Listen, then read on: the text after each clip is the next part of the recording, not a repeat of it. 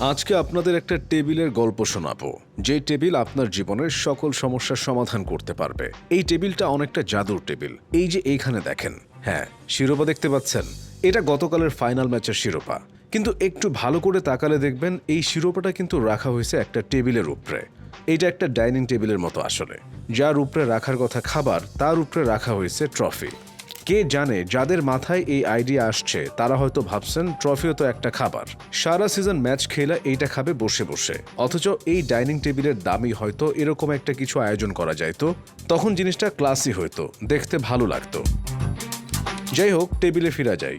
এই যে টেবিলের শিরোপা সাজায় রাখা হইল, সেই একই রকম আরেকটা টেবিল দেখা গেল যখন বৃষ্টি এসে মাঠ একদম ভিজিয়ে দিয়ে গেল। তখন সেই টেবিল আবার সেচের কাজে ব্যবহার হইতে দেখা গেল। দুইজন মানুষ দুই দিকে ধরে এইটা দিয়ে পানি বাইরে ফালানোর চেষ্টা করতেছেন। মানে বুঝেন কেমন আলট্রা প্রো একটা সেচ ব্যবস্থা নিয়ে এসেছে বাংলাদেশ। অবশ্য এইটা নিয়ে হালকা খোঁচা দিতে ভুলেন নাই এদেশের ক্রীড়া জগতের সবচেয়ে পছন্দের সাংবাদিক রেফাত মাসুদ ভাইও। এই তো গেল টেবিলের কথা। এইটা দিয়ে আসলে বোঝা যায় বাংলাদেশের ফুটবল এখন কোথায় আছে, কোন জায়গাতে আছে। আসলে এইভাবেই চলে আসতেছিল এতদিন, জোড়াতালি দিয়েই চলতেছিল ফুটবলের কাজ। এরকম ঘটনা হয়তো এর আগেও অনেক হয়েছে, কিন্তু এসব নিয়ে কোনো আলোচনা হয়নি তেমন, কারণ দেশের মানুষ ক্রিকেটের ভেতর ডুব দিয়েছিল। হামজা আসার পর দেশের ফুটবলের চিত্র বদলে গেছে দেশের ক্রিকেটের চিত্রও। এখন এই দেশের ক্রিকেট মাঠে দেখা যায় দর্শক নাই, আর ফুটবল খেলার মাসখানেক আগে থেকে দেখা যায় শুরু হয়ে গেছে টিকিট নিয়ে হাহাকার। শুধু তাই না, আগে যে সকল সাংবাদিক তামিম ইকবাল, সাকিব, মুশফিকদের রান্নাঘরে আজ কি রান্না হয়েছে সেই বিষয়েও আলাপ করতেন, তারা এখন দলে দলে ছুটে আসছেন ফুটবলের দিকে। কারণ ক্রিকেট নিয়ে এদেশের মানুষ আর আলোচনা করে মজা পাইতেছে না। আর এই কারণেই ঝামেলায় পড়ে গেছে ফুটবল সংশ্লিষ্ট ব্যক্তিরা। আগে যারা পায়ের উপর পা তুলে কাজ করেছেন, এখন তাদের নানা সমালোচনা সহ্য করতে হচ্ছে, যার আরেকটি প্রমাণ হইল এই টেবিল কাণ্ড। এছাড়া অবশ্য এই ফাইনালে ঘটছে আরও কয়েকটা ঘটনা, যার মধ্যে একটা হলো ফ্লাড লাইট।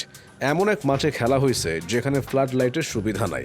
মানে প্রতিকূল আবহাওয়া হইলে কি করতে হবে এই উপায় আগে থেকে গ্রহণ করেন আয়োজকেরা। এইটা বাদ দিলেও ঘাসের যে অবস্থা, কোনটা মাঠ আর কোনটা মাঠের বাহির বোঝার উপায় নাই। ময়মনসিংহে খেলা হইতেছে, অথচ ময়মনসিংহের বেশিরভাগ মানুষ জানেই না এই ম্যাচের ব্যাপারে। তেমন কোনো প্রচারণা নাই। ক্লাবগুলোর কথা কি বলবো, যে দুইটা দল ফাইনালে গেছে তাদের সামনে সুযোগ ছিল বিরাট ব্র্যান্ডিংয়ের, কিন্তু তারা সেদিকে খেয়াল করলো না। উল্টো দেখা গেল একটি ক্লাবের খেলোয়াড়েরা খেলা শেষে ময়মনসিংহ থেকে লোকাল ট্রেনে করে ঢাকায় ফিরছেন। মানে কি একটা অবস্থা, খালি ভেবে দেখেন। অথচ সেই ক্লাবটা কিন্তু যেনতেন কোনো ক্লাব না, বলতে গেলে দেশের সবচেয়ে ধনী ক্লাব বাংলাদেশের রিয়াল মাদ্রিদ। আসলে ফুটবল সংশ্লিষ্টদের এখন বুঝতে হবে জনপ্রিয়তার একটা চাপও আছে, খ্যাতির একটা বিড়ম্বনাও আছে। এতদিন যেই কাজ করে পার পাওয়া যেত, এখনও সেটা করে পার পাওয়া যাবে না। সুতরাং মাসুদ, ভালো হয়ে যাও।